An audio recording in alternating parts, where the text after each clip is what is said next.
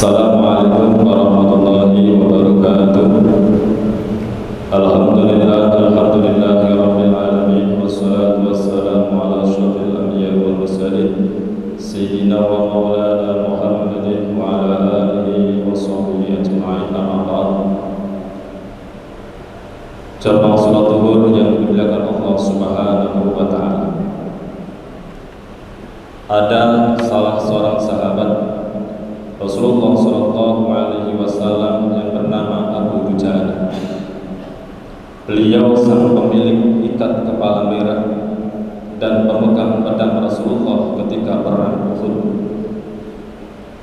Setiap kali usai melaksanakan sholat jamaah subuh, Abu Dujana ini buru-buru keluar dan tidak mengikuti doa bersama Rasulullah Shallallahu Alaihi Wasallam. Suatu hari, baginda Nabi Muhammad sallallahu alaihi wasallam menegur Abu Dujana.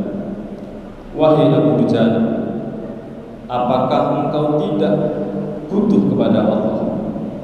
Tentu saja ya Rasulullah, aku butuh kepada Allah. Tetapi kenapa engkau tidak diam dulu sebentar sehingga doaku selesai? Maafkan aku ya Rasulullah, aku ada keperluan. Apa keperluanmu? Sejenak Abu Dujana terdiam, kemudian menentukan apa alasannya sehingga tidak menunggu selesai doa bersama Rasulullah SAW. Wahai Rasulullah, rumahku itu berdekatan dengan tetanggaku yang memiliki pohon kurma, dan batang pohon kurmanya itu menjulang ke rumahku, sehingga ketika malam datang angin berhembus, kurma-kurma yang matang itu berjatuhan di halaman rumahku.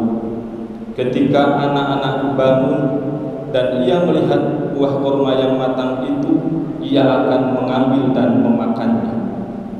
Oleh karena itu saya buru-buru pulang sebelum anakku bangun terlebih dahulu, dan saya mengumpulkan kurma yang matang itu dan saya berikan kepada sang pemiliknya.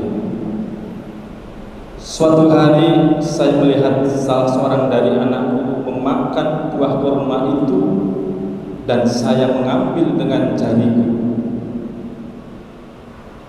Kemudian saya katakan kepada anakku, wahai anakku, tolong jangan kau buka aib ayahmu kelak di akhirat.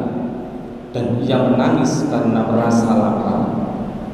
Dan saya katakan kepadanya lagi, wahai anakku, ayahmu tidak akan pernah membiarkanmu perutmu terisi dengan barang haram. Mendengar penjelasan Abu Dujana, baginda Nabi Muhammad SAW berlinangkan air mata. Kemudian baginda Nabi Muhammad bertanya, wahai Abu Dujana, milik siapakah pohon kurma itu? Pohon kurma itu adalah milik seorang munafik, wahai Rasulullah. Kemudian Rasulullah SAW memanggil sang pemilik pohon kurma itu dan berkata, tolong juallah pohon kurma itu dengan 10 pohon kurma di surga yang akarnya berasal dari berlian putih beserta bidadari yang sebanyak bilangan buah kurma yang matang. Sang pemilik ini menjawab, aku bukan pedagang. Aku akan menjualnya jika engkau mau membayarnya dengan harga tinggi dan dibayar secara kontan. Mendengar pembicaraan itu, Abu Bakar menawar, maukah engkau kutukar 1 pohon kurma dengan 10 pohon kurma yang berada di tempat lain? Di santero Madinah ini tidak ada buah pohon kurma yang terbaik seperti halnya pohon kurma itu. Kemudian sang pemilik ini setuju dan sepakat untuk menukar pohon kurmanya 1 pohon itu dengan 10 pohon kurma. Baik, kalau begitu saya setuju untuk ditukar. Kemudian Abu Bakar ini memberikan pohon kurma itu kepada Abu Dujana, dan baginda bersabda, saya akan menggantinya wahai Abu Bakar. Mendengar penjelasan itu, Abu Dujana dan Abu Bakar pun bergembira. Seorang munafik itu kemudian pulang dengan penuh kegembiraan dan bercerita kepada istrinya, wahai istriku, sungguh hari ini kita mendapatkan keuntungan yang besar, karena pohon kurma kita yang kita miliki satu-satunya itu ditukar dengan 10 pohon kurma milik Abu Bakar.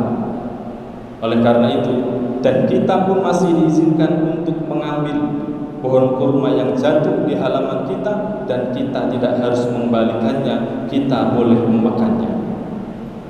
Di malam hari, ketika Abu Dujana sedang terlelap tidur, atas izin Allah, atas kuasa Allah, pohon kurma itu pun pindah ke samping rumahnya Abu Dujana. Inilah kekuasaan Allah, dan inilah mukjizat yang diberikan Allah kepada baginda Nabi Muhammad SAW.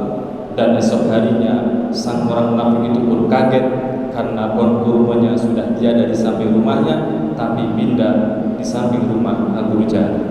Mudah-mudahan ada manfaatnya untuk semakin meningkatkan cinta kita kepada Allah dan cinta kita kepada baginda Nabi Muhammad SAW. Mudah-mudahan ada manfaatnya. Kurang dan lebihnya mohon maaf. Assalamualaikum warahmatullahi wabarakatuh.